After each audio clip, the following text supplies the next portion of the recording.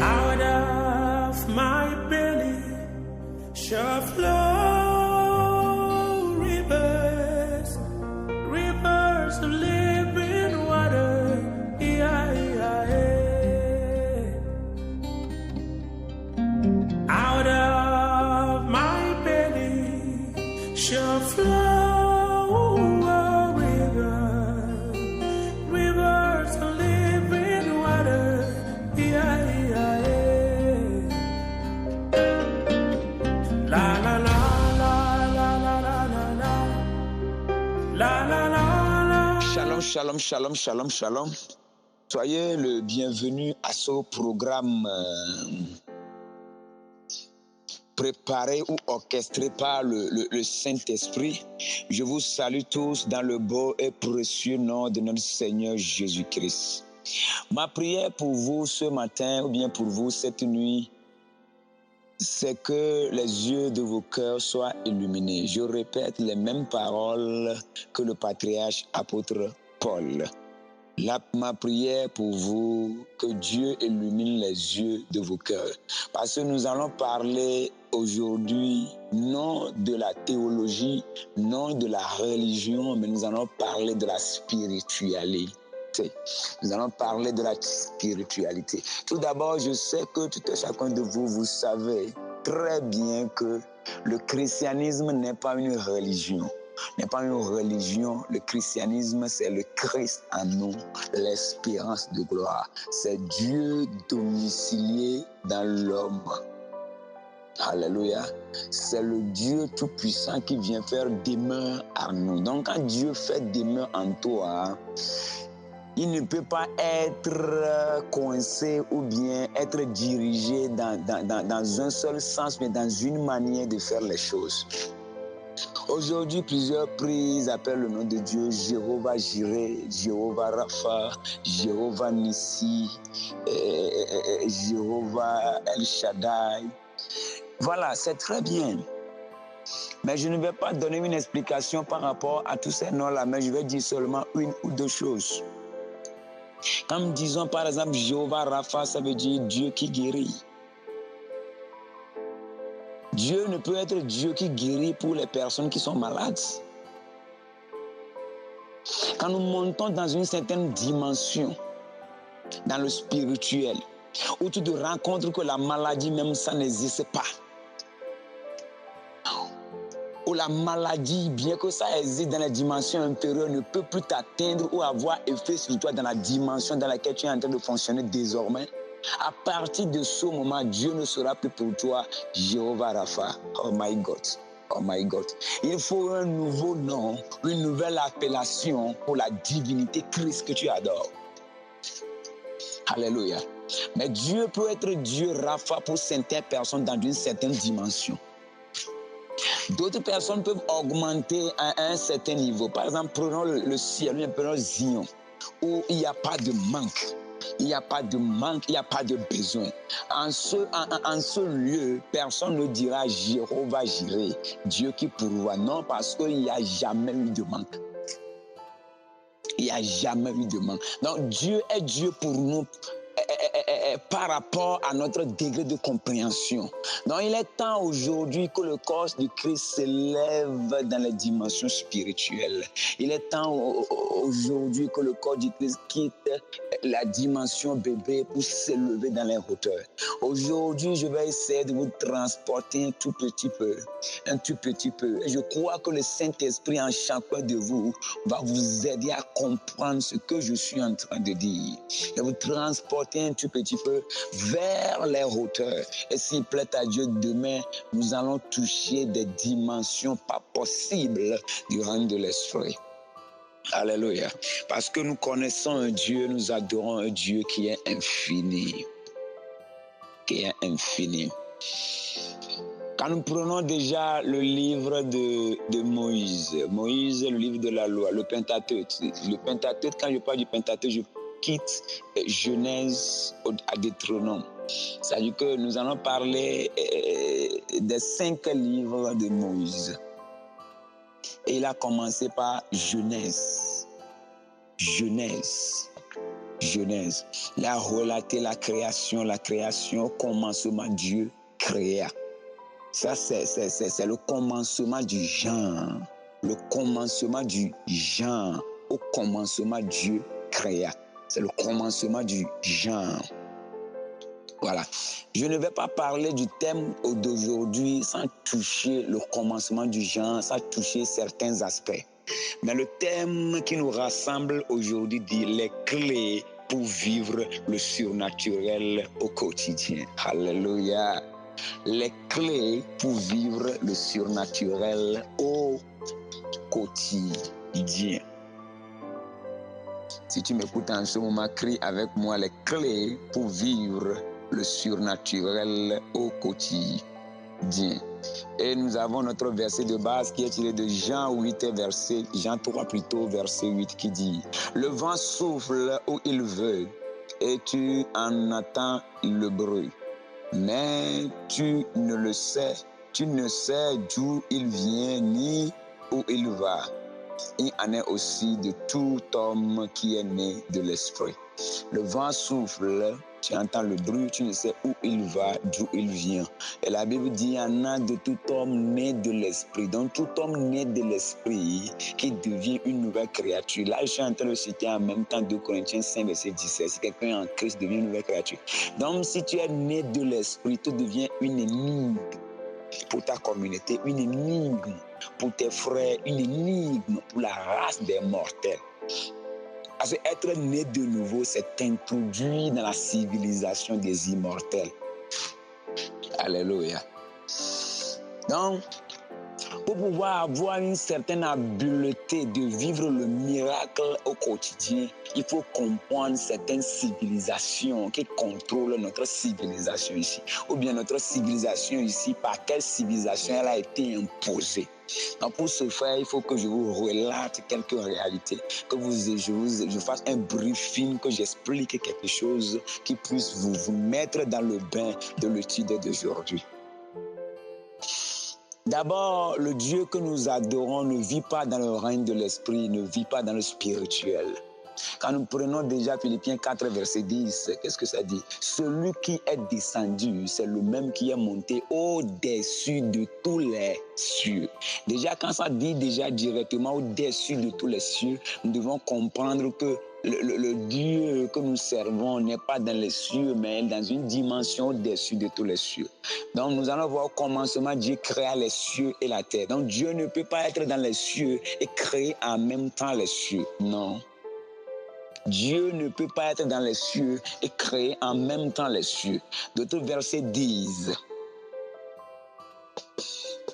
je vais dire des choses un peu terribles,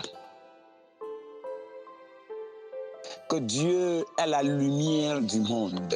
C'est une vérité pour une certaine dimension.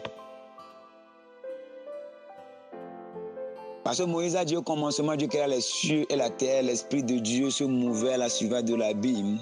Et Dieu dit que la lumière soit. La bonne question que je me pose, c'est l'Esprit de Dieu descend et commençait par couver, rachab, ça c'est le mot hébreu, et commençait par couver. Si l'Esprit était déjà la lumière, je ne suis pas sûr qu'il va encore dire que la lumière soit.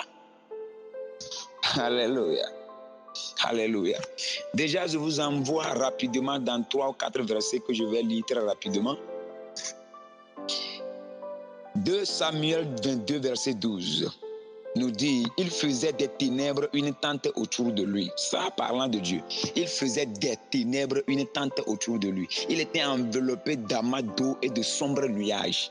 Ça, c'est de Dieu la Bible est en train de parler.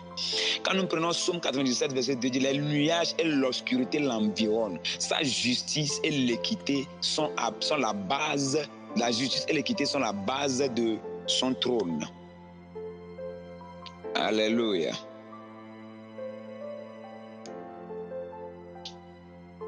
Je suis en train de lire des versets qui disent que Dieu habite, ou bien Dieu, son trône est environné de ténèbres. Souvent, quand nous parlons de ténèbres, le corps du Christ a directement idée sur le noir. Non. Le ténèbre ne veut pas dire le noir. Oh my God, oh my God, my God. Parce que nous avons tendance à comprendre ça par rapport à la journée terrestre que nous observons. C'est-à-dire que notre observation physique obscurcit notre jugement spirituel ou bien modifie, bien dévie la manière dont nous voyons les choses dans le règne de l'esprit. Je vais en venir à ça tout à l'heure. Pour que tu comprennes, tu as une réalité. Donc Dieu étant dans au-delà du monde spirituel, donc Dieu étant en lui-même, demeurant en lui-même, communiquant en lui-même, siégeant en lui-même. Parce qu'au-delà du spirituel, il y aura, et tu verras la divinité, tu verras Dieu. Donc Dieu habite en lui-même. Dieu est en lui-même et Dieu siège en lui-même. Dieu communique en lui-même. Voilà. Donc, au-delà du règne spirituel, qu'est-ce que vous allez voir? Vous allez voir Dieu. C'est un domaine, c'est une personne, c'est un esprit. Alléluia. Donc, étant là-bas, il a projeté une création ou bien une dimension que nous appelons prime abord le spirituel. Et chaque dimension vient avec une civilisation. Quand je parle de civilisation, je parle d'une manière de faire les choses. Donc, cette dimension a été créée à des séquences parce que, comment dit-on, le patriarche Salomon a parlé lors de la consécration du temple qu'il a construit. Il a employé, il a dit les cieux et les cieux des cieux. Waouh! Donc il est en train de dire qu'il n'y a pas un seul cieux. C'est là que je te dis que Dieu étant dans lui-même a projeté d'abord un monde que nous appelons le monde spirituel. Le monde spirituel n'est pas un seul monde spirituel, mais il y a plusieurs mondes spirituels qui ont été mis en place. Et ces plusieurs mondes spirituels-là sont régis par certaines civilisations, parce que les entités, bien les esprits qui sont créés, sont mis dans ces mondes spirituels, ont leur propre civilisation et leur mode de vie. Voilà, je ne vais pas m'appesantir sur ça.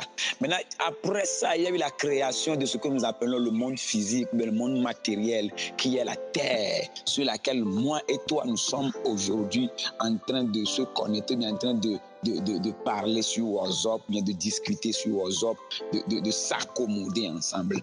Donc après ça, le monde physique est venu. Mais dans un monde où nous appelons souvent le monde de matière, dans un monde, il faut s'incarner dans la matière pour pouvoir vivre, pour pouvoir faire les choses. C'est-à-dire que c'est une réalité différente de la réalité spirituelle. Donc chaque réalité a son monde de fonctionnement. La terre étant aussi une nouvelle réalité. Donc Dieu peut encore créer quelque chose outre la terre qui sera encore une nouvelle réalité. Peut-être là-bas, l'esprit peut être dans, je ne sais pas, le corps peut être en fer, le corps peut être en bauxite. C'est un exemple que je donne parce que Dieu ne manque jamais de créativité. Donc dans ce monde, dans ce monde physique aussi, il faut une divinité qui le contrôle. Il faut encore que Dieu, qui est représenté dans le monde au-delà du spirituel, qui est également représenté dans le spirituel, soit encore représenté dans cette nouvelle dimension. C'est la raison pour laquelle Dieu s'est pris lui-même et s'est enfoui dans la terre, d'où la création de la première personne que nous appelons Adam. Mais cette personne est créée à l'image et à la ressemblance de Dieu. Donc parlant du miracle, de vivre le miracle au quotidien, le miracle n'est pas seulement à un seul niveau.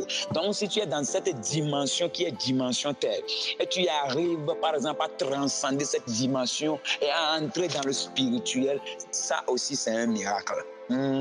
C'est quelque chose qui n'est pas habituel dans cette dimension-là.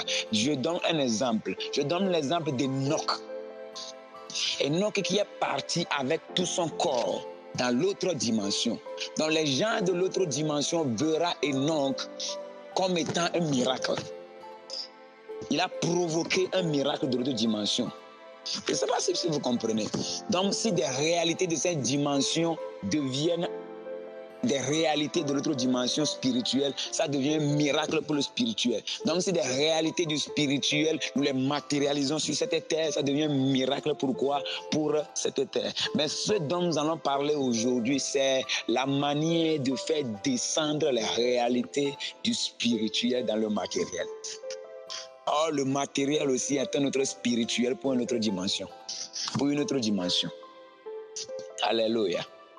Donc, parlant de Moïse, qui a parlé des jours, du premier jour, du deuxième jour, du troisième jour, du quatrième jour, du cinquième jour, du sixième jour, du septième jour, et a parlé du repos de Dieu. Donc déjà, je suis dans Genèse chapitre 1 en allant.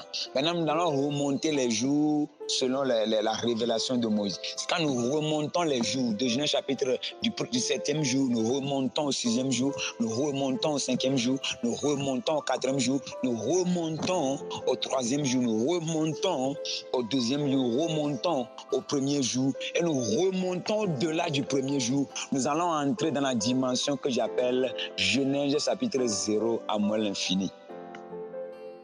Ça, c'est une réalité au-delà du récit relaté par Moïse. Genèse chapitre 0 à moins l'infini. Ça parle directement du genre qui existe, ou bien de la création qui existe avant l'arrivée même de la race adamique. Adam et Ève ne sont pas les premières personnes créées par Dieu, non. Il y a eu d'autres réalités qui existent. Et parlant de ça, nous parlons des races pré-adamiques. Nous rentrons en même temps dans Genèse chapitre 0 à moins l'infini. Mais je suis en train de dire que Dieu n'habite pas dans le spirituel, donc Dieu habite au-delà du moins l'infini. Maintenant, dans le moins l'infini étant en Dieu, il y a une connaissance qui était cachée déjà dedans. Avant l'arrivée du spirituel là. Et c'est la seule connaissance qui a l'autorité de contrôler le spirituel et de contrôler également le matériel.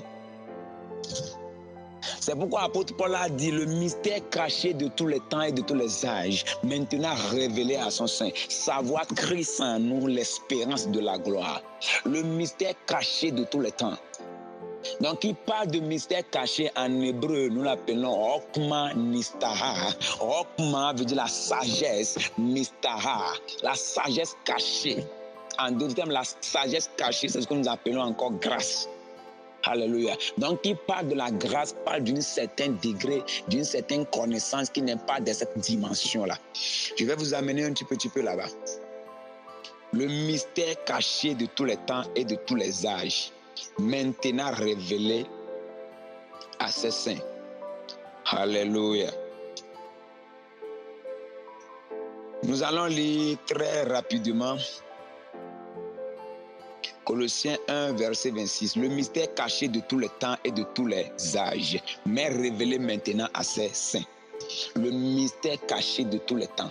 Quand je parle de tous les temps, je ne suis pas en train de parler de tous les âges. Je ne suis pas en train de parler de l'âge de la pierre taillée, de l'âge de la pierre polie, de l'âge des motos. C'est-à-dire que dans la dimension physique dans laquelle nous sommes, dans cette dimension terre, il y a eu des âges. Il y a eu des âges. Oh my God, comment est-ce que je vais vous expliquer ça? Il y a eu des âges. Et quand nous prenons d'abord les âges de cette dimension terre, âge de la pierre taillée, âge de la pierre polie, d'abord la connaissance dont je suis en train de parler n'a pas été connue de tous ces âges-là. Donc quand nous remontons jusqu'au temps de Albert Einstein, les temps des premiers hommes qui ont existé, la connaissance dont nous avons été appelés à prêcher, c'est une connaissance que eux tous n'ont jamais touchée. Même les gens, les patriarches de l'Ancien Testament n'ont pas connu ça. La Bible a dit, ils ont fait de longtemps objet d'investigation, de recherche pour toucher du doigt ce que nous sommes appelés aujourd'hui à vivre. Hello? Donc, si Paul dit le mystère caché de tous les temps, de tous les âges, donc dans le temps dans lequel nous sommes, quand nous prenons le temps dans lequel nous sommes, qui est le temps de la matière, dont Moïse a parlé au commencement, Dieu créa, qui est le début du temps du genre, quand nous prenons le temps là, le seul temps là a eu des âges. Donc, l'âge de la pierre taillée, comme la science l'a dit. Donc, quand nous prenons les âges de ce temps-là, cette connaissance-là n'est même pas dans ce temps ni dans ces âges-là. Donc, la Bible a dit de tous les temps. Ça veut dire que hors le temps adamique, il y a d'autres temps qui ont existé. Alléluia. d'autres temps qui ont existé dans le même monde dans lequel nous sommes. C'est là que je fais le monde d'alors. Ça veut dire que la création d'Adam à l'image de Dieu, à la ressemblance de Dieu, a inauguré une nouvelle race créée à l'image et à la ressemblance de Dieu qui descend jusqu'à nous, qui est un temps que nous sommes en train de vivre. Mais avant ce temps-là, il y a eu d'autres temps d'une autre race qui ont précédé Adam, qui ce qu'on appelle la race pré-adamique, mais qui ne sont pas à l'image et la ressemblance de Dieu, qui ont aussi existé avec une certaine civilisation. C'est là où Lucifer était, ce que nous appelons un prédicateur, bien était un homme de Dieu qui venait, retournait pour mettre de l'ordre un peu dans ce monde-là. Alléluia. Donc, au-delà du temps, là, nous rentrons maintenant dans d'autres temps qui ont existé. Dans la Bible dit que la connaissance actuelle que nous sommes censés prêcher est une connaissance qui n'a pas été connue par tout ce temps-là. Je vais entrer dans 1 Corinthiens chapitre 2 pour élucider un peu. J'arrive quelque part, je viens toujours vivre au miracle au quotidien, mais il faut que je fasse quelques préambules pour pouvoir vous mettre dans le bain de ce que je suis sur le point de dire. Quand nous entrons dans 1 Corinthiens chapitre 2, je vais essayer de lire carrément tout le chapitre pour vous permettre de voir un petit peu. Verset 1. Pour moi, frère, lorsque je suis allé chez vous, ce n'est pas avec une supériorité de langage ou de sagesse que je suis allé vous annoncer le témoignage de Dieu. Apôtre Paul dit pour moi, frère, lorsque je suis allé chez vous, ce n'est pas avec une supériorité de langage ou de sagesse que je suis allé vous annoncer le témoignage de Dieu. Écoutez très bien, pas avec une supériorité de langage, pas avec une supériorité de sagesse. Ça, il est en train de parler de la sagesse humaine, de ce que nous pouvons avoir comme connaissance dans le cosmos, dans le monde physique. Verset 2. Car je n'ai point eu la pensée de savoir parmi vous autre chose que Jésus-Christ et Jésus-Christ crucifié. Verset 3. Moi-même, j'étais auprès de vous dans un état de faiblesse, de crainte et de grand tremblement. Verset 4. Et ma parole et ma prédication ne se reposaient pas sur les discours persuasifs de la sagesse, mais sur une démonstration d'esprit et de puissance. J'arrive exactement là. Démonstration d'esprit et de puissance. Afin que votre foi fût fondée non sur la sagesse des hommes, mais sur la puissance de Dieu. La sagesse des hommes, parlant de la sagesse des hommes, c'est parler de tout l'ensemble des connaissances scientifiques, et des connaissances archéologiques, de tout ce que l'homme peut avoir comme connaissance. Quelle que soit l'école que tu as fréquentée, Oxford, je m'en fous, quelle que soit l'école que tu as fréquentée, ce que tu as maintenant comme connaissance, étant une connaissance d'école, mais étant une connaissance gnostique, étant une connaissance, je ne sais pas, kabbalistique, quelle que soit la connaissance mondiale que nous avons aujourd'hui, n'a pas de poids par rapport au mystère caché dont je suis en train de parler. Donc Paul dit, quand il vient, ce n'est pas dans une sagesse humaine, mais c'est dans une sagesse spirituelle. Mais cependant, c'est une sagesse que nous prêchons parmi les parfaits. Sagesse qui n'est pas de ce siècle, ni des chefs de ce siècle qui vont être anéantis. Il dit sagesse qui n'est pas de ce siècle, ni des chefs de ce siècle. Donc c'est une sagesse où même quand tu reçois doctorat, même tu continues en professorat, quelle que soit l'étude que tu vas faire, quelle que soit l'ordination humaine, quelle que soit la plateforme que le monde physique va te donner. Parce qu'il y a une chose qui est sûre, quand tu es né dans ce monde physique, d'abord tu es né avec une identité, mais quand tu atterris dans ce monde physique, pour pouvoir travailler dans ce monde physique, il y a que le monde physique aussi est organisé en continent, en pays. Donc chaque pays a une manière de faire les choses, une cursus scolaire qu'il a mise en place, quelques fonctions qu'il a déviées, qu'il a éditées, qu'il a mises en place. Donc on peut toutefois te former en agronomie, on peut te former en biologie, on peut te former en médecine. Toutes ces formations, c'est pour te donner une plateforme avec une ordination terrestre pour pouvoir exercer un métier dans la légalité terrestre. Mais la bonne question que je me pose, La Bible est en train de nous dire, toutes les connaissances que tu reçois étant docteur en psychologie, ces connaissances-là ne font que partie de ce que Paul appelle la sagesse humaine. Mais il y a une autre dimension de la sagesse qui n'est pas de la sagesse humaine, mais qui vient du spirituel, qui est la sagesse de Dieu, au-delà même du spirituel, qui réside en Dieu même, avant la fondation du spirituel, la fondation du matériel.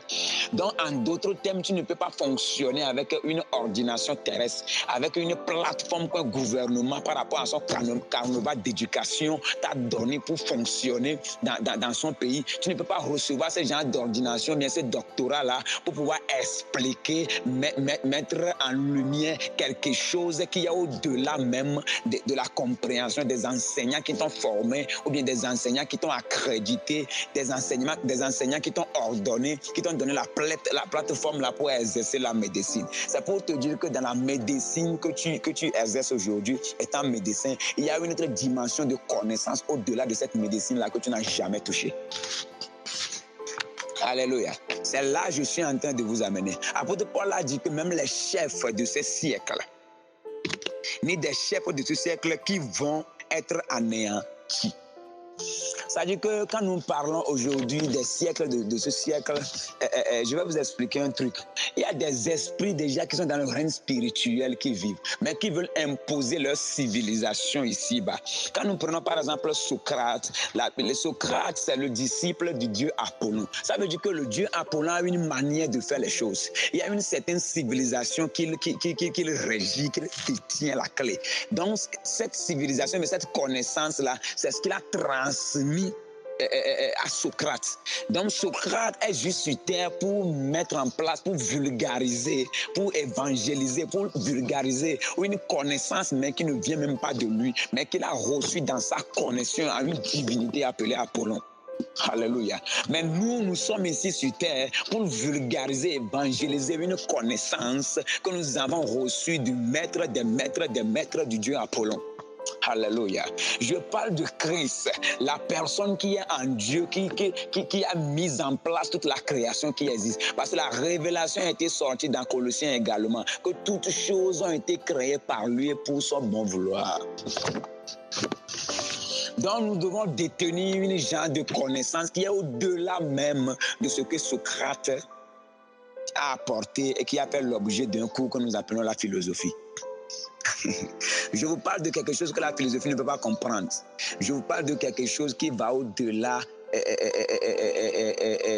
du fondateur de la philosophie, qui va au-delà même de l'esprit qui a transféré la connaissance même à Socrate pour que la philosophie ait lieu. Alléluia. Donc Paul dit, verset 8, « Sagesse qu'aucun des chefs de ce siècle n'a connue, car s'il l'eût connue, il n'aurait pas crucifié le Seigneur de gloire. » Ils vont chercher à apprendre plus. Mais comme il est écrit, ce sont des choses que l'œil n'a point vues. C'est là que j'arrive tout à l'heure. Mais ce sont des choses, comme il est écrit, ce sont des choses que l'œil n'a point vues. Donc quand tu ouvres tes yeux dans le monde physique, quel que soit ce que tu peux voir, ce dont je vais te parler aujourd'hui, ce sont des choses que l'œil n'a point vues. Alléluia. Que l'œil n'a point vu, que l'oreille n'a point entendu. Ce n'est pas quelque chose que je vais te prêcher, parce que c'est déjà dit dans Hébreux 10, verset 19, je crois, que la foi vient de ce qu'on entend, et ce qu'on entend vient de la parole de Dieu. Mais normalement, il y a certaines dimensions de connaissances qui ne te seront pas prêchées, mais qui te seront transférées. Alléluia. Oh my God, oh my God, oh my God, oh my God. Parce qu'il a dit des choses que l'œil n'a point vues, que l'oreille n'a point entendues, qui ne sont point montées au cœur de l'homme. Quelle que soit la méditation profonde que tu vas faire, tu ne le recevras jamais, parce qu'elle n'est pas de ce siècle, ni des chefs de ce siècle. Elle vient de quelqu'un qui est la divinité, qui est Dieu. Mais des choses que Dieu a préparées pour ceux qui l'aiment. Verset 10. Dieu nous les a révélées par l'Esprit. Car l'Esprit sonde tout, même les profondeurs de Dieu. Verset 12. Le cœur des hommes en effet connaît les choses de l'homme si ce n'est l'esprit de l'homme qui est en lui. De même, personne ne connaît les choses de Dieu si ce n'est l'esprit de Dieu. Or, nous n'avons pas reçu l'esprit du monde, mais l'esprit qui vient. Écoutez très bien, mais l'esprit qui vient de Dieu. Mais j'ai expliqué tout à l'heure que Dieu n'est pas dans le spirituel, Dieu est en lui-même. Et c'est de là cette connaissance vient. C'est une connaissance qui a établi, qui a mis en place le spirituel. C'est une connaissance qui a mis en place les cieux. C'est une connaissance qui a mis en place la terre. Donc, quand tu retournes, tu montes en esprit, et dans cette divinité-là, que tu reçois la connaissance de là, tu auras l'habilité de contrôler et le spirituel et le matériel. Donc, l'apôtre Paul dit, oh, nous n'avons pas reçu l'esprit du monde, mais l'esprit qui vient de Dieu, afin que nous connaissions les choses que Dieu nous a données par sa grâce. Et nous en parlons non avec des discours qu'enseigne la sagesse humaine. Alléluia. Mais avec ceux qu'enseigne l'esprit, employant un langage spirituel pour les choses spirituelles. Voilà, maintenant je vais commencer par employer le langage spirituel pour les choses spirituelles. La Bible dit que nous l'enseignons pas avec un discours qu'enseigne la sagesse humaine. La sagesse humaine peut te dire, ok, quand tu économises, tu vas à l'école, tu économises, tu fais tant, tu deviendras tant. Mais quand je veux tout à l'heure te parler de la sagesse spirituelle, je te dirai systématiquement très clair que celui qui économise à l'excès, c'est plutôt lui qui devient pauvre. Ça, je cite en même temps le livre de Proverbes. Celui qui économise à l'excès devient pauvre. Mais chez Dieu, c'est celui qui donne délibérément, qui donne beaucoup. C'est lui qui grandit en finance. Déjà, c'est contradictoire. C'est une sagesse qui est différente de la sagesse humaine. Là, d'abord, j'ai déjà parlé des deux volets de miracle.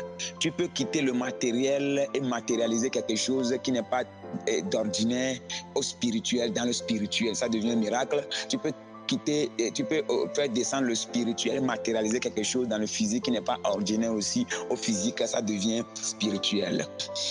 Ça devient miracle. Alléluia. Maintenant, la Bible a dit que lorsque la terre a été mise en place, il n'y a que l'Esprit de Dieu est venu. Dieu a pris l'Esprit et puis l'a mis dans le corps formé, le corps physique formé d'Adam. Il a mis Adam spirituel dans le corps physique.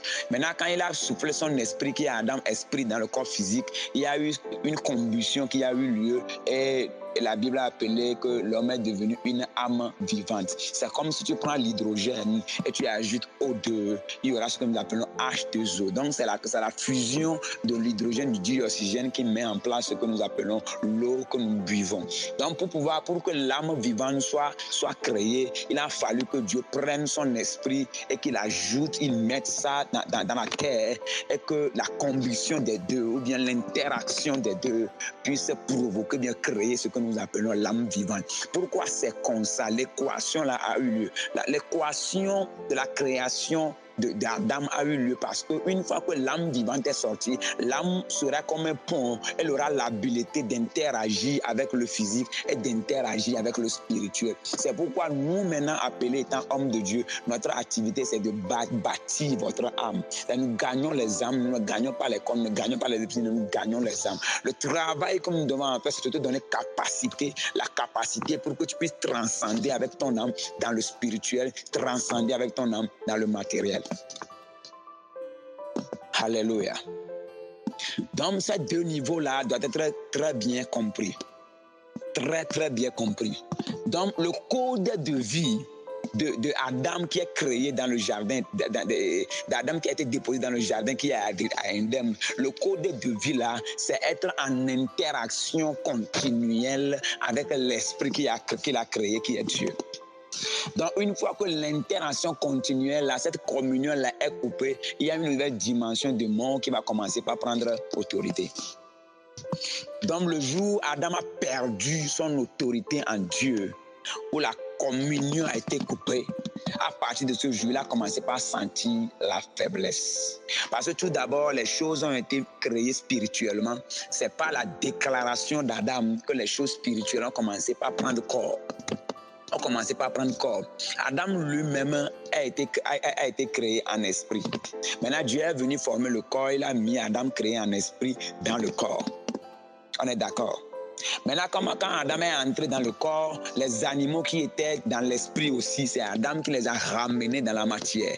Donc, quand Adam prononçait un nom, toi, je t'appelle lion, ça veut dire qu'il y a eu transplantation du lion de l'esprit pour venir prendre corps qui est le nom prononcé par Adam dans la matière.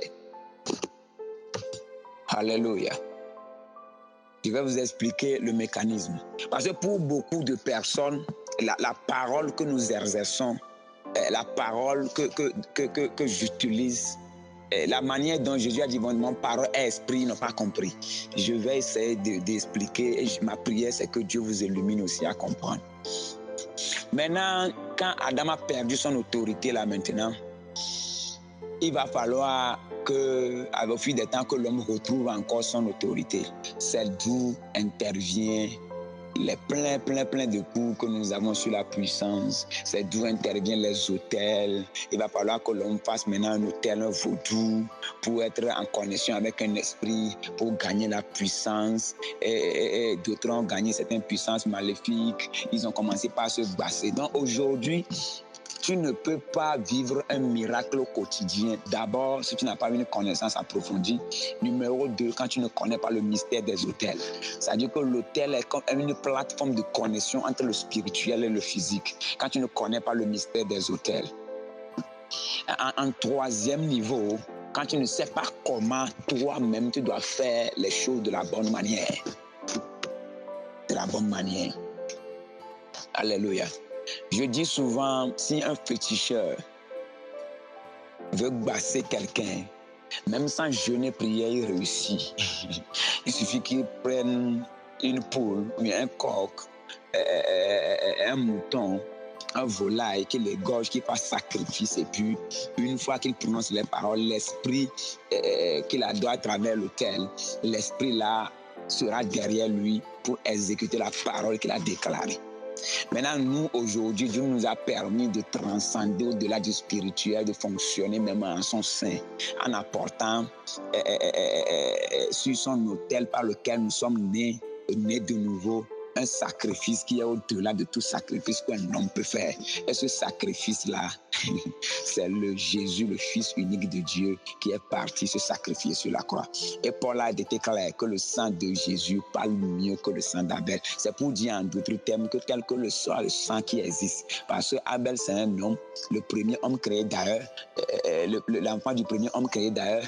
Et la Bible dit que le sang de Jésus parle mieux que son sang. Ça veut dire que quel que soit les sacrifices, même quel que soit le sacrifice humain que quelqu'un fera aujourd'hui pour contrecarrer un projet que tu es en train de faire sera inefficace parce que le sang qui est en train de parler sur l'autel christique par lequel tu es né, ce sang a de l'autorité dans le rang spirituel, ce sang te donne plus d'habileté, ce sang te donne plus d'ouverture, ça te permet de transcender dans plusieurs dimensions, plus que le sang de quel que soit l'animal, quel que soit l'individu sacrifié, puisque eux tous, leur sang réuni. Donc, quand nous comprenons ce que la croix est venue faire réellement pour nous, notre marche de miracle au quotidien serait ce qu'on appelle un jeu d'enfant. Le monde physique étant né, chaque dimension du spirituel, chaque dimension des cieux, chaque créature, esprit qui existait avant la présence du physique, chaque dimension cherche maintenant à avoir une hégémonie, bien une contrôle dans le physique. Voilà. D'où maintenant, ces gens de civilisation dans le spirituel cherchent à contrôler le monde, bien à imposer leur civilisation au matériel. Alléluia. Maintenant, quand tu prends un quartier donné, peut-être dans ce quartier-là, c'est le vol. Dans ce quartier, c'est la fornication. Ce n'est pas volontairement que les gens du quartier forniquent, mais il y a une dimension de l'esprit satanique qui impose sa civilisation, son désir ardent, sa manière de faire les choses à ce quartier-là. Alléluia. Et ce mode de vie deviendra comme naturel au quartier jusqu'à ce qu'on dit nous y croyons mais vous pouvez nalo nous y fier au final mais nous y a pour nalo quartier nous y a pour nalo. Ça veut dire qu'il y a un esprit d'une dimension qui est en train de contrôler cette zone-là. Et le mode de vie des personnes de cette zone-là est régi par la civilisation de cet esprit-là. Ça veut dire qu'il impose sa civilisation, il impose son désir. aux gens. Donc, ces personnes adoptent des comportements qui ne viennent pas d'eux, mais qui viennent d'un domaine de l'esprit.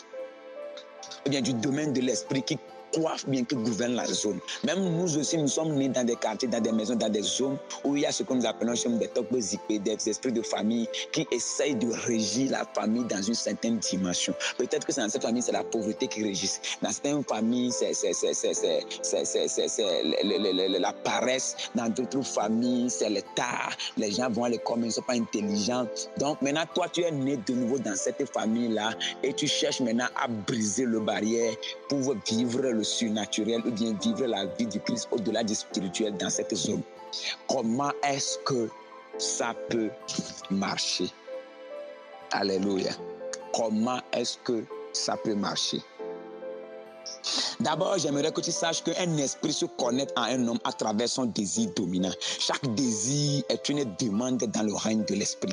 Un esprit se connecte. Ça veut dire que ta méditation la plus dominante connecte systématiquement un règne de l'esprit, une dimension de l'esprit. Quand tu es né de nouveau, donc une dimension en Dieu sera connectée par ton désir le plus dominant. Donc quand ton désir le plus dominant fait appel en même temps à une dimension christique, et cette dimension christique va chercher à se manifester, à se matérialiser, à se mouvoir, à s'élargir à travers toi.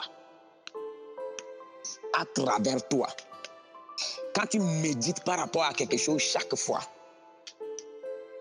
plus le désir devient ardent, plus ça te connecte à une dimension dans le spirituel.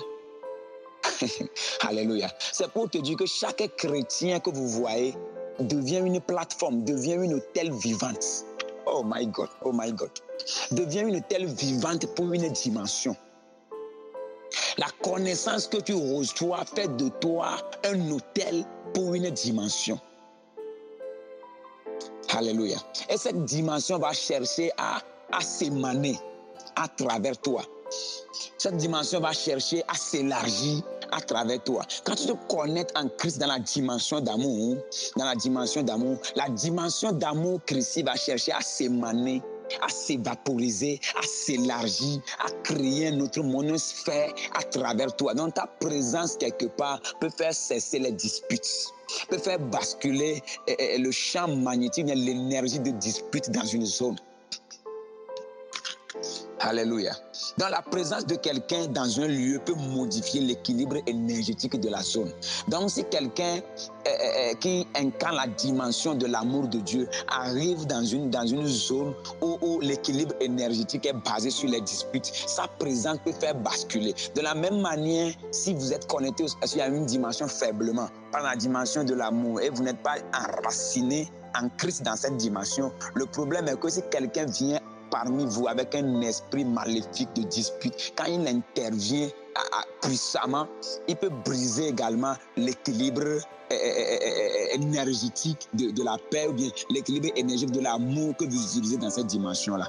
Ça va faire que dans cette journée, certains trucs normalement qui devaient se produire, bien qui devaient arriver naturellement, ne vont pas arriver parce que l'équilibre a été rompu ou bien a été basculé. Alléluia. Donc, c'est un peu ça. C'est-à-dire que même si quelqu'un est en affaires et quand tu veux réussir maintenant en affaires, il suffit de détecter certaines personnes qui font déjà des affaires, qui réussissent et qui prospèrent dans le corps du Christ. Donc là, tu comprends que quand ils prospèrent, ça veut dire qu'ils ont une compréhension qui les connecte à une dimension dans le règne de l'esprit. C'est-à-dire que chaque dimension que tu réussis à télécharger complètement devient un manteau que tu transportes. Tous ceux qui prient aujourd'hui veulent avoir le manteau de telle personne. Chaque dimension que tu réussis à télécharger complètement. Maintenant, pour télécharger une dimension, il y a des principes que tu dois comprendre. D'abord, tu dois comprendre que chaque démon est un ambassadeur d'un règne ou d'une dimension spirituelle. Chaque démon est un ambassadeur. Donc, par exemple, le règne de la fornication, ou bien le règne du vol, le règne de la pauvreté spirituelle, a des démons qui sont leurs ambassadeurs. Et leur rôle, c'est de venir dans le matériel pour essayer d'imposer leur civilisation de pauvreté à certaines personnes qui ont reçu Christ, mais qui n'ont pas compris la dimension du mystère caché de tous les temps, mais qui veulent vivre dans la lettre. Donc, il leur impose cette pauvreté-là. Donc, quel que soit l'effort que la personne fera, la pauvreté sera son bonjour chaque matin. Donc, pour briser la pauvreté, le prime abord, c'est de chercher à se connecter à une dimension qui est au-delà de la dimension de la pauvreté. Alléluia. Mais je dis maintenant que se connecter à chaque dimension vient par rapport, je te donne un exemple. La vie maintenant des 12 disciples de Jésus-Christ, la Bible dit que leurs vies sont devenues des piliers à Zion. Donc, peut-être ta vie aussi est appelée à être une fenêtre à Zion. C'est-à-dire que la Jérusalem céleste, en sa construction, la Bible dit que les 12 disciples, leur vie qu'ils ont menée, c'est-à-dire que la manière dont ils ont vécu sur cette terre devient une représentation matérielle des piliers qui soutiennent la Jérusalem céleste. J'explique. La vie de quelqu'un devient un pilier dans le spirituel. La vie de quelqu'un devient un pilier dans le spirituel. Maintenant, pour que l'Esprit de Dieu t'utilise aussi peut-être comme un pilier, bien peut-être comme une fenêtre dans le spirituel, qu'est-ce que l'Esprit fait? C'est-à-dire que le spirituel ayant déjà une manière de vivre, l'Esprit va se réunir dans le spirituel. Les esprits vont se réunir dans le monde spirituel et vont décider par appel de t'appeler, de t'appeler pour quelque chose. Une fois que l'appel vient, que tu es appelé pour faire quelque chose, la première des choses qui se passe, c'est qu'ils vont premièrement imposer leur manière de vivre à celui qui est appelé. Par exemple, tu te réveilles le matin et tu sens que la seule habille que tu portes, bien la seule chaussure que tu portes, tu sens de le donner en cadeau à quelqu'un. Ça veut dire que ce n'est pas quelque chose que les mortels font naturellement. Un mortel né du premier Adam avec le péché originel ne peut pas se lever à avoir un seul habit et chercher à semer ça dans la vie de quelqu'un. Non. Mais peut-être un immortel dans une dimension donnée veut à travers toi s'exprimer, exprimer sa dimension de prospérité. Maintenant, pour qu'il exprime sa dimension de prospérité à travers toi, il faut qu'il te fasse traverser des examens. Voilà. Il te fasse traverser des examens. Maintenant, en te demandant au prime abord, prends ça, sème ça. Prends ça, sème ça. Prends ça, sème ça. Une fois que tu acceptes de respecter, d'obéir, de respecter, d'obéir, de respecter, d'obéir. Au même moment que tu acceptes de respecter, d'obéir, tu es en train d'adorer. Oh my God. Tu es en train d'adorer le Christ dans la dimension de l'amour, ou bien dans la dimension d'aide. Je vous explique très clair. C'est-à-dire que ce n'est pas la chanson que vous chantez dans les églises qui est l'adoration, non? Même les vaudous, les bokonons adorent les vaudous. Mais les soubos vaudous, mais les soubos vaudous à tout hadidimo, les soubos vaudous à tout vaudou à soubos. C'est-à-dire qu'il adore le fétiche en respectant, bien obéissant au fétiche là. Voilà. Donc toi, si tu adores Christ en obéissant à Christ. Donc Christ intervient vers toi avec une dimension. Il veut à travers toi aider les pauvres. Mais au prime abord, il te dit, le seul habit que tu as, donne ça à ce pauvre. Une fois que tu acceptes, tu le respectes à un certain niveau, qu'est-ce qui se passe? La puissance financière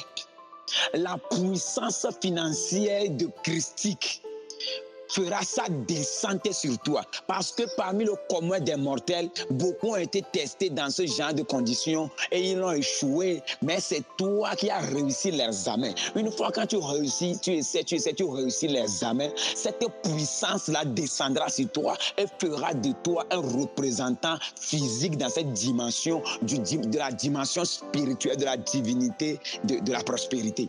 Donc quand on parle de la prospérité, que le spirituel est prospère, tu deviendra un témoignage vivant du spirituel en ce qui concerne la prospérité. Parce que tu as été testé dans une dimension d'aider les gens et tu as réussi. Oh my God. Je vous donne l'exemple d'Abraham. Abraham, le Dieu que nous adorons aujourd'hui, lui a dit, prends ton fils unique là qui a été donné par prophétie et va semer l'enfant là en sacrifice pour moi. Maintenant, au temps d'Abraham, Dieu n'a jamais ressuscité personne qu'il a vu à ses yeux. Mais Dieu veut qu'il sache, Dieu veut qu'il reçoive quelque chose qui est au-delà Dieu physique. Qu'il reçoive quelque chose qui émane de lui-même. C'est l'apôtre Paul qui nous a révélé ça dans Hébreux chapitre 11, que le patriarche Abraham a réussi l'examen. Qu'est-ce que Paul a dit? Paul a dit qu'Abraham a compris par la foi que même s'il donne son fils là en sacrifice, Dieu est puissant pour le ressusciter. Alors que Dieu ne l'avait pas dit que s'il donne le fils en sacrifice, il va le ressusciter. Le simple fait qu'Abraham a compris par révélation que même l'enfant là, quand il sème ça, Dieu aura la capacité de le ressusciter, a fait qu'il a réussi son examen. Donc, quand vous prenez la feuille d'examen d'Abraham aujourd'hui, ce qu'il a compris, c'est que quand il sème son enfant même, il donne ça en sacrifice, Dieu peut le ressusciter. Donc, tant qu'il a compris que dans la dimension de l'esprit peut fonctionner aussi dans ce volet-là, l'esprit lui a accordé aujourd'hui l'hégémonie d'être le patriarche une grande nation, le père même de la foi. D'où Jésus a dit même que les gens vont quitter les quatre coins pour venir faire quoi? Adorer au pied de qui? Du patriarche Abraham. Alléluia. L'audio est un peu long. Le cycle de vie de Noé a fait juger le monde entier. C'est-à-dire que vous allez voir que Noé seul, la Bible a dit que Noé seul est un prédicateur. Et Noé a vécu d'une certaine manière. Noé a mené une vie d'une certaine manière. Donc, le fait que toute la terre a été corrompue, et il y a eu une seule personne sur toute la terre, une seule personne de même nature que les autres de son temps, mais qui a réussi en ce temps-là à mener une vie de droiture, a fait que le ciel a compris que si tout le monde veut vivre comme Noé pouvait y arriver. Aïe, aïe, aïe. Il pouvait y arriver parce que parmi eux tous, il y a eu une personne qui a réussi à faire ça. Donc, c'est la vie de Noé qui a apporté le jugement en son temps. Alléluia. Ça veut dire que la Bible déclare qu'un homme viendra de Zion pour juger le monde entier. Juger ne veut pas dire condamner, mais plutôt révéler une dimension ou un nouveau système de fonctionnement du règne de l'esprit. C'est pas si vous comprenez. C'est-à-dire que quand je parle de juger ici, je parle d'une compréhension du spirituel qui descend dans le matériel. Tout le monde affichait certains comportements dans le matériel avant, mais il y avait que Noé avait un genre de vie différent des autres. Ça, vous comprenez? Donc, son comportement, son mode de vie déjà devient en même temps un jugement pour les autres. Hello? L'audio grandit, est volumineux, mais c'est pour permettre à chacun de comprendre quelque chose.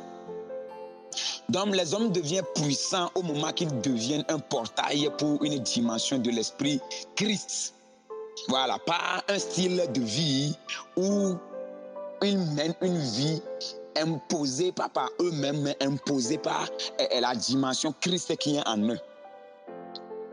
Une vie devient une révélation de la nature de l'esprit qui te contrôle ou bien de la nature de l'esprit qui est ton maître.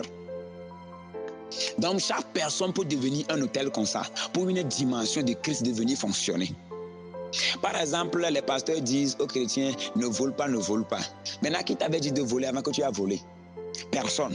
Pourquoi on ne te dit pas n'obéis pas au diable, n'obéis pas au diable? Parce que déjà, même si tu ne le dis pas, involontairement, tu obéis au diable. Pourquoi? Parce que la nature du diable t'a incarné. Aïe. Parce que la nature du diable déjà travaille en toi. Donc, même si on ne te dit pas de le faire, de forniquer, la fornication va t'appeler, et tu vas chercher à résister. Pourquoi la bonne vie de Dieu ne t'appelle pas et tu cherches à résister? Je ne sais pas si vous me comprenez. La seule raison, c'est parce que une dimension de Christ, c'est-à-dire que la dimension Christ ne t'a pas encore possédé. La dimension Christ n'est pas encore devenue ta nature. Tu n'es pas encore une plateforme, tu n'es pas devenu un hôtel physique pour une dimension Christ devenir fonctionner à travers toi. Une fois que tu deviens l'hôtel là, le portail là, pour une dimension en Dieu, de passer par toi pour travailler, personne ne te dira de faire sans ça, mais ton mode de vie va naturellement basculer.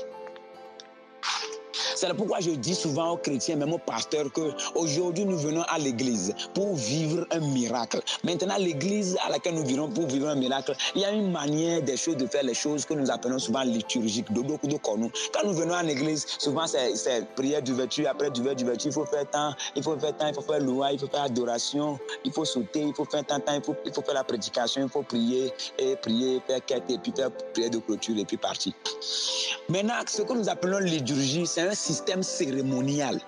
Quand le souverain sacrificateur, qui est l'apôtre, le pasteur, vient sur le pupitre, sur la chaire, bien sur l'autel, il va commencer un système cérémonial par rapport à la dimension lui-même, premièrement, qui le gouverne. C'est pourquoi l'apôtre Paul a dit, vous êtes les sceaux de mon apostolat. Donc la dimension qui me gouverne peut chercher à ce que je fasse les choses différentes de la manière dont l'église d'à côté le fait. Nous ne sommes pas ici en tant que des chrétiens pour faire des copies-coller, pour faire du fanatisme, pour faire du suivisme. Non. C'est-à-dire qu'une fois que vous voyez dans toutes les églises, ils commencent à prier d'ouverture, ils font ça. D'autres invitent même l'esprit qui est déjà là depuis, n'est pas reparti. D'autres cherchent encore à l'inviter. Ils font tant. Et dans toutes les églises, ils font les mêmes choses. Donc, le corps du Christ, les églises sont en train de vivre un système de religion dans l'ignorance. Alors que le spirituel, le christianisme n'est pas une religion. C'est le Christ qui veut travailler, qui veut s'émaner à travers toi. C'est la dimension christique que tu comprends, veut s'émaner à travers toi. Donc quand tu te connectes à une certaine dimension christique étant pasteur, tu montres sur la chair, Dieu peut te dire personnellement que toi fais les choses de cette manière. À toi de respecter, de mettre à côté la théologie enseignée et de respecter, d'obéir à la manière dont l'Esprit veut faire les choses dans cette église locale-là que tu diriges. Donc maintenant aux chrétiens aussi, bien disciples aussi qui sont assis à leur manière de se connecter. Parce que quand tu vas commencer le culte, la cérémonie liturgique, il y a un moment dans le culte où la dimension spirituelle à laquelle tu te connectes descendra pour venir travailler au sein des disciples qui t'entourent, bien aussi venir travailler au sein de la communauté qui est là au moment où la cérémonie est en train de se dérouler. Donc en ce moment-là, le disciple qui est vigilant, qui est spirituellement connecté, qui descend ce moment en même temps, peut semer quelque chose et recevoir un miracle qu'il n'a jamais reçu dans sa vie. C'est la raison pour laquelle il y a un parabole qui dit que l'ange vient secouer l'eau. C'est la première personne qui fait telle chose, reçoit son miracle. Je parle de la piscine de Bethesda. C'est la raison pour laquelle Élie a demandé à Élisée de le voir. Donc, dans le physique, en faisant la cérémonie, le culte de la cérémonie liturgique, il y a un moment où les esprits vont commencer par se mouvoir au sein de l'assemblée. Et quant à celui qui est connecté à son leader, le souverain sacrificateur sur la chair, qui est en train de mener, ou bien qui est en train de conduire la cérémonie, le culte, celui qui est connecté peut discerner le moment. C'est-à-dire que le moment là, c'est ce que nous appelons le temps kairos de Dieu. Un temps que Dieu choisit dans chaque culte pour faire quelque chose d'inhabituel. Donc à ce moment-là, qui décerne que l'activité spirituelle angélique a commencé, à ce moment-là, tu peux provoquer, tu peux faire quelque chose, tu peux faire une semence, provoquer une action qui peut changer ton histoire à jamais. Mais tu peux aller à l'église pendant 20 ans sans déceler ce moment-là. Même dans une journée, quand tu te réveilles dans tes 24 heures, il y a des moments particuliers à toi par rapport à la vie que tu mènes dans Christ. Il y a des moments particuliers à toi qui ouvrent des portails. C'est de la même manière que dans le jardin d'Éden, il y a des portails aussi qui s'ouvrent comme ça, où Dieu descend étant la voix pour communiquer avec qui? Pour communiquer avec le patriarche, le vieux père, Adam numéro 1. Je vais avancer un peu, je vais parler de la dimension de la parole. Et ici, nous allons lire le livre d'Ésaïe. Tout d'abord, vous devez comprendre que dans 1 Corinthiens chapitre 2, verset 9, mais comme il est écrit, ce sont des choses que l'œil n'a point vues, que l'oreille n'a point entendues et qui ne sont point montées au cœur de l'homme. Donc ce ne sont pas des choses que tu reçois par méditation, des choses que tu peux attendre quelque part comme enseignement. Non, c'est dans la Bible, mais c'est encodé. Maintenant, verset dit que Dieu nous les a révélés par l'Esprit. Car l'Esprit, son Dieu nous a révélé par l'Esprit. Donc c'est l'Esprit, Dieu là, qui est en Dieu, que tu as reçu. Donc il peut te révéler des choses. Il peut te connecter à des dimensions à travers ton esprit. Voilà. Maintenant, je vais te lire Ésaïe.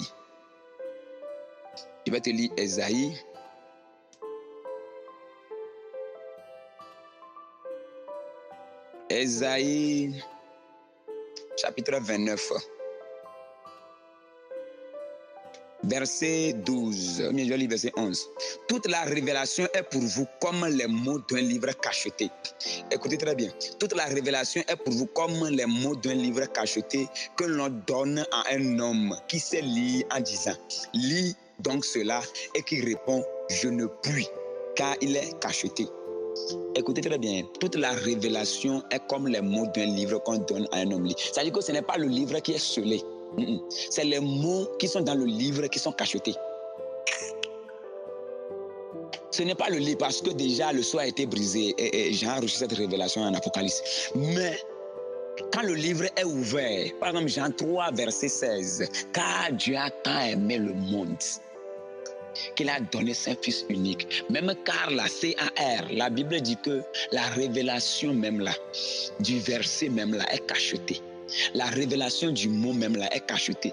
Donc tu peux lire un verset sans discerner, sans être connecté à une dimension à travers le verset. Je t'explique.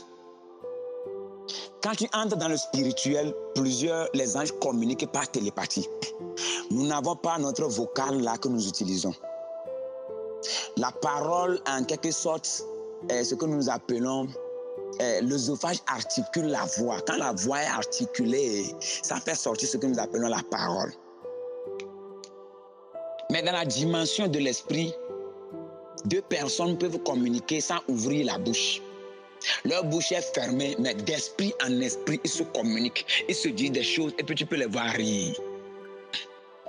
D'esprit en esprit. Maintenant, la dimension de Christ t'a été donnée par révélation. L'apôtre Paul a dit que c'est des choses que lui-même, il n'a pas consulté la chair et le sang, il n'a ni consulté les disciples, mais son enseignement, c'est ce qu'il a reçu par révélation.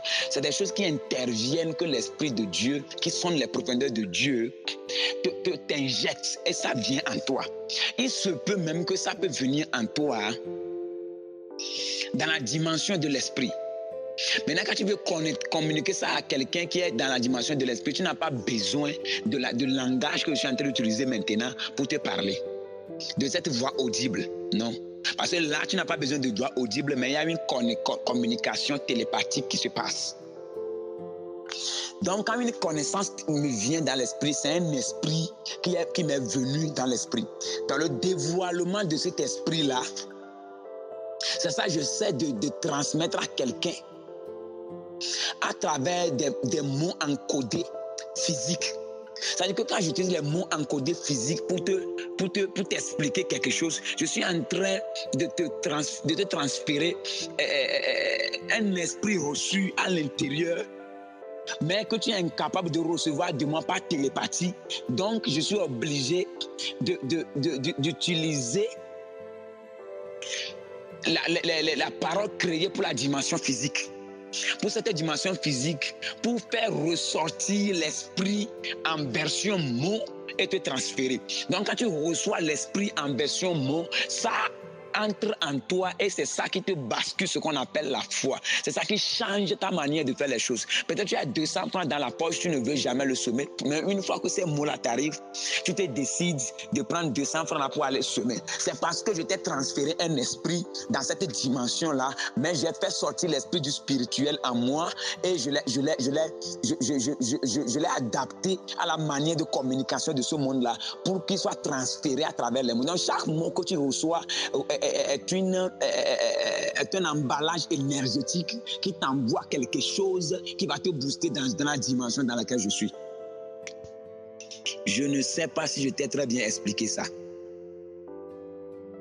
Oh, Zalahala dolobroso kontolobros. Oh, donc chaque journée que tu vis, chaque journée doit être contrôlée par une dimension du spirituel. Chaque journée doit être contrôlée par une dimension du spirituel. Tu peux décider tout à l'heure que ce que tu sens en toi depuis des années, tu vas le respecter. Une fois que tu commences par respecter, tu donnes l'opportunité à une dimension de l'esprit. Maintenant, quand tu rates aussi la possibilité d'être dans le règne de l'esprit, un portail ou bien un pilier auquel plusieurs viendront se connecter. Je m'explique. Par exemple, quand nous prenons le règne de l'esprit jusqu'aujourd'hui, il y a eu que peut-être tu es en train de traverser une situation difficile ou une situation où plusieurs des gens parlent mal de toi. Maintenant, l'esprit veut que bien qu'en parlant mal de toi, que tu ne t'énerves pas. Quand tu réussis à garder la sérénité malgré qu'on parle mal de toi, ça te fera connecter à une lignée dans le spirituel. Peut-être dans le spirituel, il n'y a que peut-être Abel qui a été reconnu dans le spirituel, dans cette lignée-là. Peut-être après Abel, c'est toi la deuxième personne reconnue connectant à cette lignée. C'est-à-dire qu'il y a des lignées dans le spirituel où les événements qui viennent physiquement ici nous permettent plutôt en les transcendant, d'être connectés à une dimension qui existe déjà. Je vais vous dire quelque chose. Moi, par exemple, aujourd'hui, avant de me réveiller, je ne me suis pas réveillé dans ma chambre. Je suis dans ma chambre, dans le corps, ma femme est en train de me regarder. Mais j'étais aussi à Zion avec les anciens en train de discuter. Donc, imagine quelqu'un qui se réveille de Zion et sort de sa chambre. Et quelqu'un qui dort dans sa chambre et sort. Nous ne pouvons pas fonctionner dans la même dimension. Je vous parle par exemple, je vais vous donner un exemple d'Ézéchiel. Quand vous prenez Ézéchiel chapitre 4, verset 5, qu'est-ce que la Bible dit? Je te compterai le nombre des jours égal à celui des années, des iniquités, 390 jours. Tu parleras ainsi l'iniquité. Parce que quand vous lisez Ézéchiel 4, verset 5, jusqu'à bas, Dieu a demandé à Ézéchiel de coucher sur le côté pendant 390 jours, de côté sur ce côté pendant 40 jours. Donc Ézéchiel était sur le côté jusqu'à un certain niveau. 300 jours dépassés, c'est dépassé déjà dans les 1 an. Donc quelqu'un peut se coucher sur le côté, étant entaché, sans bouger pendant 1 an. Et s'il a besoin d'aller au WC, il fait comment? S'il a besoin de manger, il fait comment? Au même moment, Dieu lui veut dans des dimensions pour venir travailler. Au même moment, quand il est là-bas en train d'écrire Ézéchiel 36, 37, il dit que j'étais dans la vallée de sommeil déchéché avec Dieu. J'ai vu tant les films me disent de prophétiser. Mais au moment qu'il est avec Dieu dans cette dimension-là, il est attaché. Donc, ça veut dire que le fait qu'il est attaché, et il a senti qu'il est dans un corps maintenant immobile. C'est là-bas Ézéchiel a compris que le corps ne peut pas être un blocage pour lui. Il doit provoquer ce qu'on appelle le dédoublement. Laisser le corps ici et voyager en esprit, ne soit pas limité pour faire ce pourquoi Dieu l'a appelé. Certains temps, il y a des choses qui vont arriver, vont chercher à te bloquer. Mais c'est ça exactement qui est l'opportunité pour toi de transcender pour aller dans la dimension dans laquelle Dieu t'appelle. Ézéchiel a été bloqué du corps. Il a compris que même si le corps ne veut pas bouger, il va falloir lui qui est esprit dans le corps qu'il bouge. Il ne peut pas être limité par la dimension du corps. Il ne peut pas être limité par le domaine dans le corps. Le corps veut fonctionner. Le corps n'est pas notre domaine de définition, mais Christ est notre domaine de définition. Oh my God. Si ton corps ne veut pas aller quelque part, ne veut pas entrer dans la prospérité, utilise ton esprit pour transporter le corps dans la prospérité. Qu'il le veuille ou pas, l'esprit est au contrôle, le corps n'est pas au contrôle. Dans certains moments, il y a des réalités quand ça vient devant toi en même temps. C'est l'opportunité sans rêver pour qu'une dimension de l'esprit qui sommeille en toi depuis des années puisse être révélée. Oh my God. Donc la civilisation des immortels, ou bien la civilisation de l'immortel Christ qui est en nous, a besoin de se révéler à travers nous. C'est-à-dire quand vous voyez une fille, par exemple, qui est en train de se prostituer, qui fait des choses d'une manière négative, elle devient obligatoirement, elle devient directement le portail, un hôtel pour la dimension de l'impureté de se manifester. Donc quand vous la voyez passer, c'est un hôtel qui est en train de passer pour une dimension. Mais ce n'est pas pour ça que nous devons la condamner, nous devons la juger. Nous devons comprendre qu'elle aussi, c'est involontairement quand ça se passe. Donc, si toi, tu as la connaissance maintenant, c'est à toi de l'appeler, l'injecter des connaissances pour la projeter dans une nouvelle dimension. Donc, quand il sera contrôlé par la nouvelle dimension dans laquelle tu l'as projeté, son comportement ici va changer. Ce n'est pas une question de le gynophonique, elle va retourner, elle va aller le faire. Alléluia.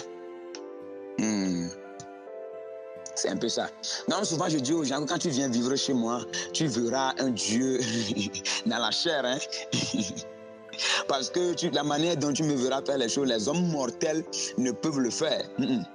Non, les hommes mortels, avoir un seul habit, le donner à quelqu'un, avoir 1 million sur son compte, le prendre tout et aller semer, ce ne sont pas l'habitude des mortels, mais c'est l'habitude des immortels. Raison pour laquelle Jésus a dit de prendre la croix, de prendre sa croix, de laisser tomber son fardeau sur lui et de prendre sa propre croix et de le faire quoi? Et de le suivre. Prendre sa croix et de suivre Jésus, c'est prendre une dimension qu'il représente.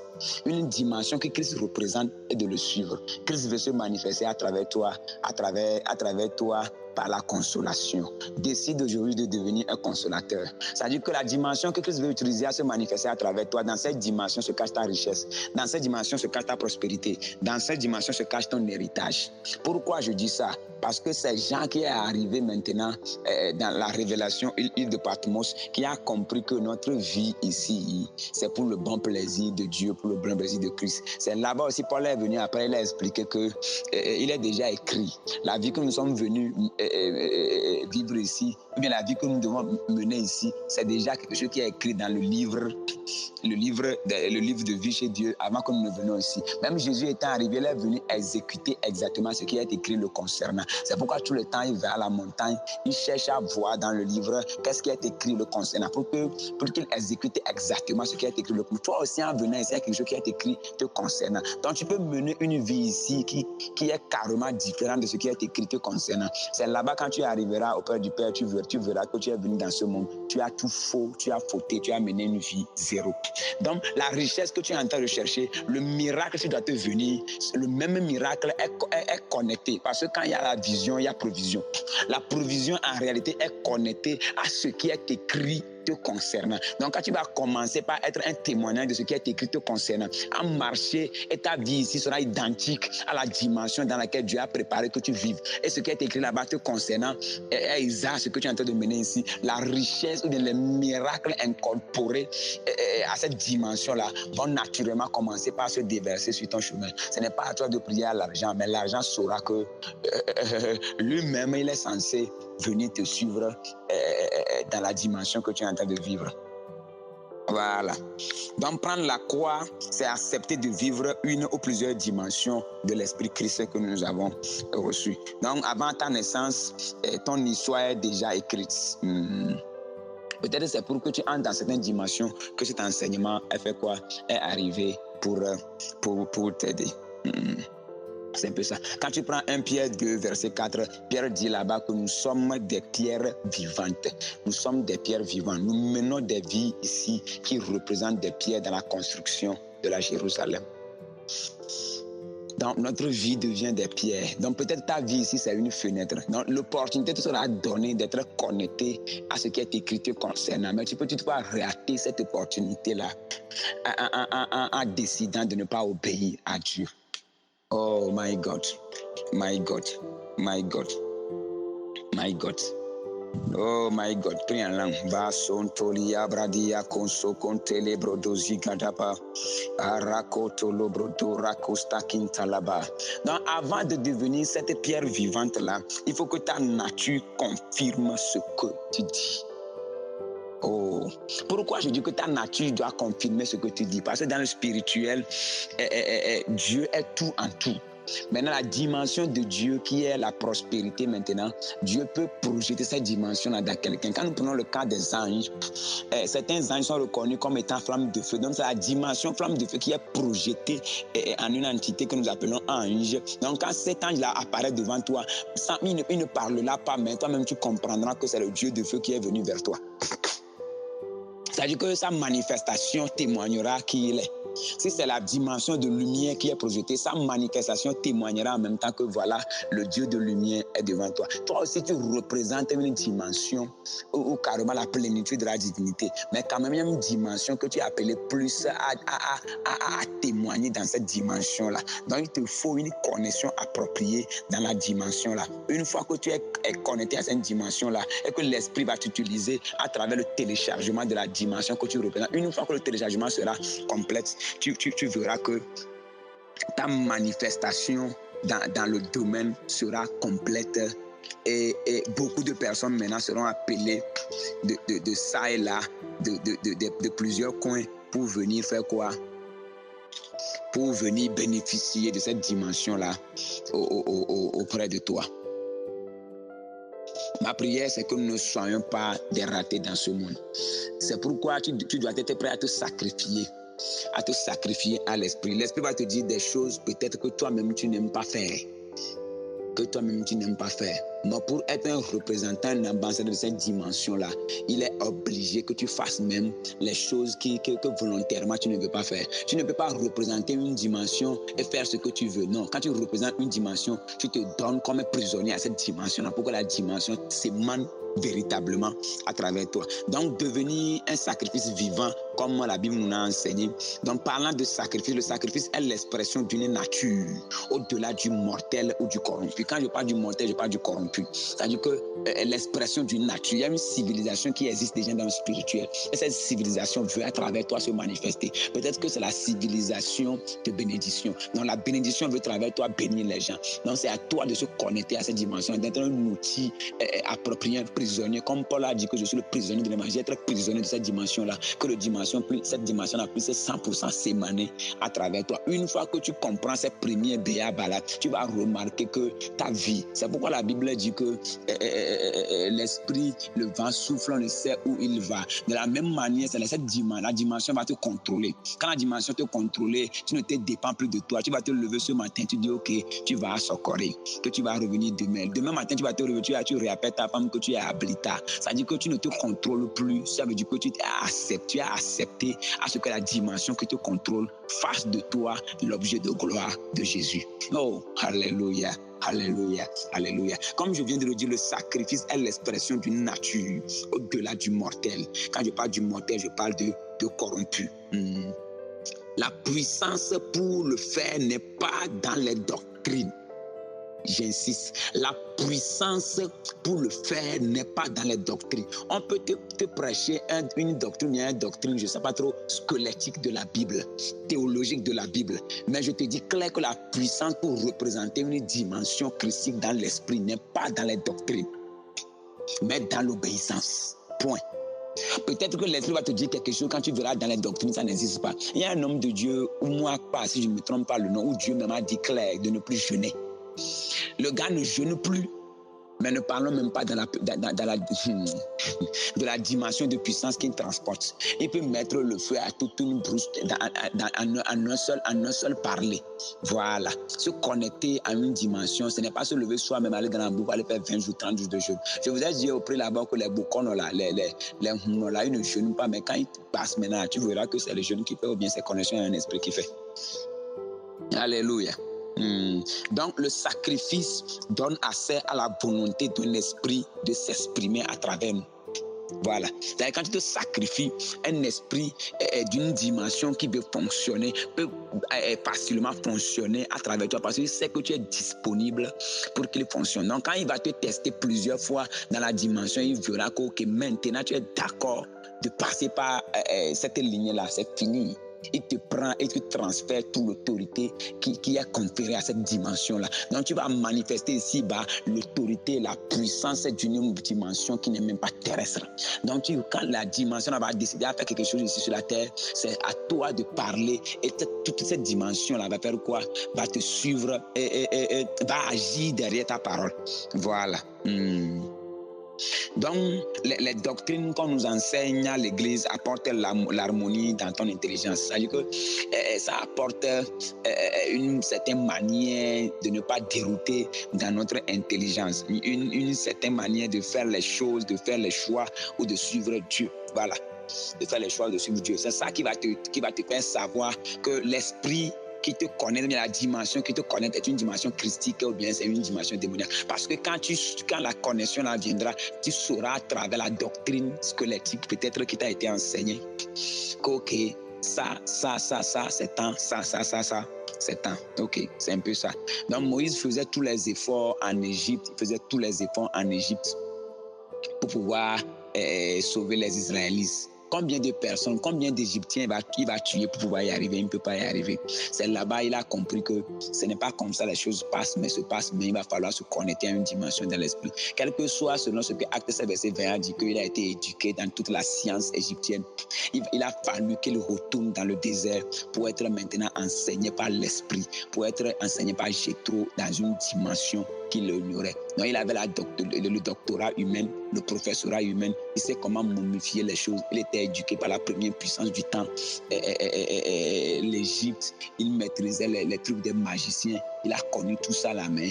Il a compris que s'il n'est pas assis au pied des immortels, s'il n'est pas éduqué par la divinité, il ne pouvait pas y arriver. Il lui a fallu 40 ans.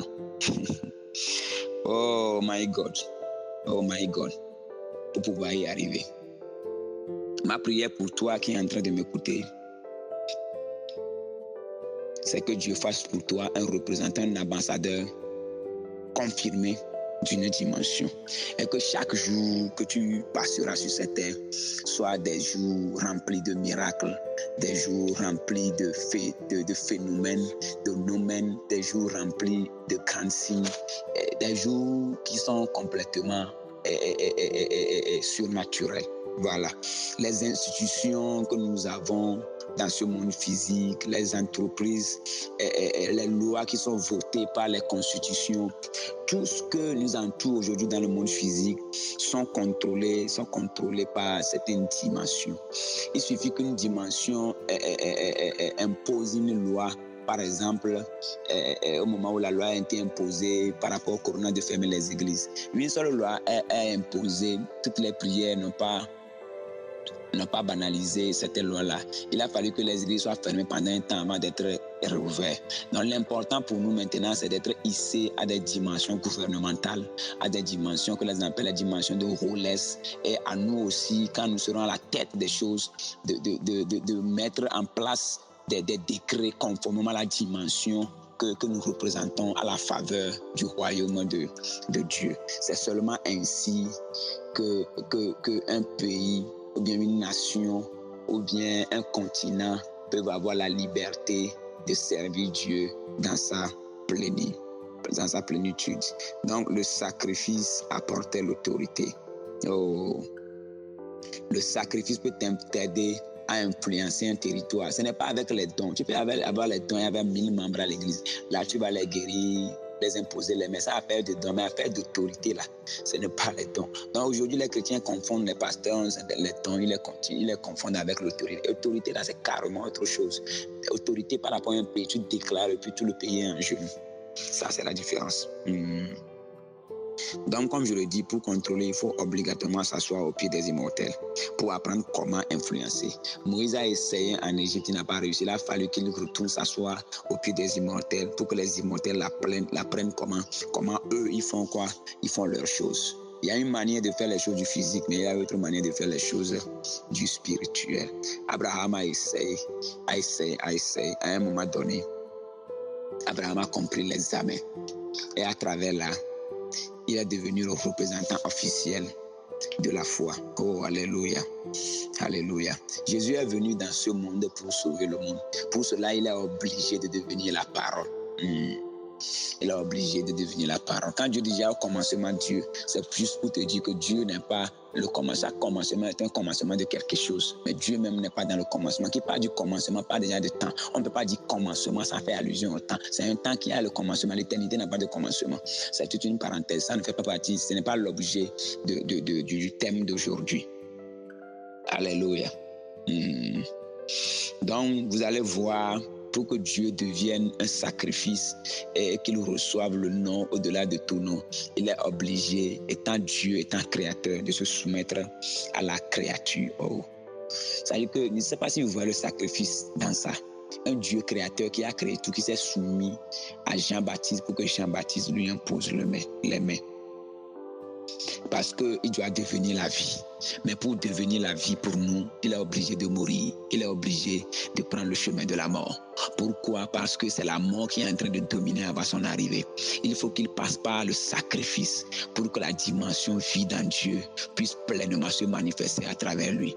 Donc pour commencer, il a commencé d'abord par se soumettre à Jean-Baptiste, pour que Jean-Baptiste prie pour lui, pour que la dimension du sacrifice puisse être déclenchée, puisse se déclencher à travers lui, jusqu'à la mort sur quoi? Sur la croix. Oh, alléluia. Alléluia. Oh, alléluia, alléluia, alléluia. Masora brantolo brosum canta la barasum calaparabo. Seule la vie peut renverser la mort. Seule la vie peut renverser la mort. Il faut que Jésus devienne la vie pour que la mort soit engloutie. Oh, alléluia, alléluia, alléluia, alléluia, alléluia. Se soumettre à Jean-Baptiste, c'est apprendre à mourir.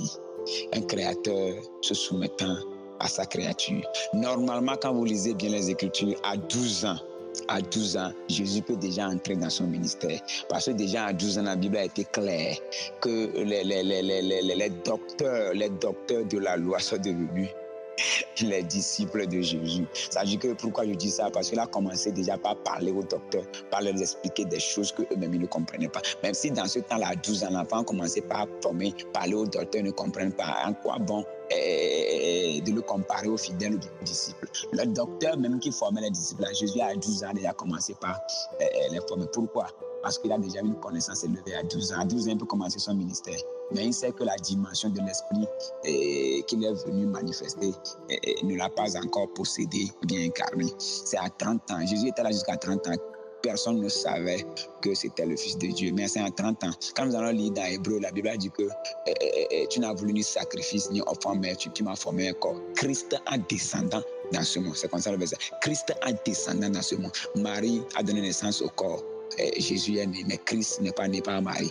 Christ, c'est la connaissance empilée, encyclopédique empilée, et l'esprit de la dimension Christ de Dieu qui est sorti, qui est venu faire quoi? Prendre un corps. Maintenant, quand il s'est soumis jusqu'à la mort, quand le corps, l'esprit est sorti du corps, pourquoi le sacrifice du sang a eu lieu? Pour que le même esprit qui est sorti du corps, que le même esprit nous possède.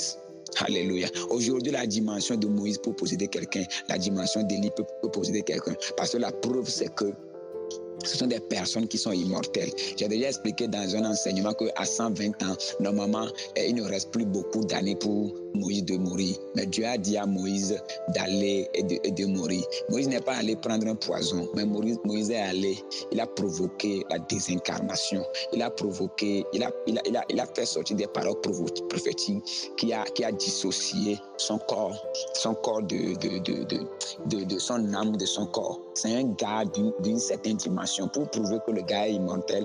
Au moment où Jésus est parti sur la montagne de transfiguration, il n'y a que l'esprit là est encore revenu. L'esprit est encore revenu. Moïse est encore revenu dans le corps. 900 ans après, il est revenu. Élie, 1600 ans après, il est revenu dans le corps. C'est pour vous dire que c'est des gens qui sont immortels. Jean-Baptiste est né, mais c'est la dimension d'Élie qui est venue le posséder. Comment il est arrivé? Il est parti rester dans le désert. Il sait que la dimension dans laquelle il va fonctionner, ce n'est pas la dimension de son père Zacharie. Parce que son père Zacharie était un souverain sacrificateur. Mais il a compris que la dimension n'est pas encore terrestre, mais dans le règne de l'esprit, cette dimension-là existait déjà. Donc il est parti rester dans le désert, cherchant comment se connecter à cette dimension. Une fois qu'il est connecté à cette dimension, que la puissance de cette dimension est venue sur lui. C'est ce que nous appelons la puissance anakazo. Donc tous ceux qui ont besoin de cette dimension-là ont quitté les 4 coins pour venir écouter la parole de Jean-Baptiste. Ma prière pour toi, que toi tu sois un ambassadeur, toi tu sois une plateforme, que tu sois un hôtel d'une dimension, et que chaque jour qui passe, ce que cette dimension-là veut faire dans ce monde physique, ou du moins dans le quartier, ou dans la maison que tu te trouves, que cette dimension-là peut trouver l'opportunité de s'exprimer facilement à travers toi, que tu puisses vivre au quotidien le miracle. Vivre le surnaturel. Vivre l'indescriptible dans le physique. Tu es un portail pour une dimension. Alléluia. Alléluia. Alléluia. Il a fallu que Dieu envoie Jésus dans le désert pour être tenté par le diable. Alors que quand vous lisez déjà Deutéronome chapitre 8, verset 3, Deutéronome 6, verset 16, Deutéronome 10, verset 20 en allant, il a dit que Dieu lui-même ne tente personne. Ne tente personne. Mais pour que Jésus puisse incarner en plénitude la dimension christique, il a fallu qu'il soit tenté. Parce que c'est comme ça que c'est écrit dans le livre qui le concerne, dans le livre qu'il est venu matérialiser, respecter, dans l'écrit qui le concerne. C'est comme ça qu'il est écrit. Il doit passer à travers toi pour que les portails de cette dimension lui soient officiellement ouvertes. Que le Dieu de paix, le Dieu d'amour, le Dieu de miséricorde t'accorde aujourd'hui la grâce d'entrer dans la dimension dans laquelle tu es appelé. Mon nom, c'est le prophète King Love, le président du mouvement Sky Lifestyle et le directeur de l'école spirituelle de leadership apostolique et prophétique. Notre mission, c'est d'envoyer, c'est de donner la capacité aux chrétiens, de donner la capacité aux disciples, c'est d'aider les disciples à entrer dans la dimension d'éveil.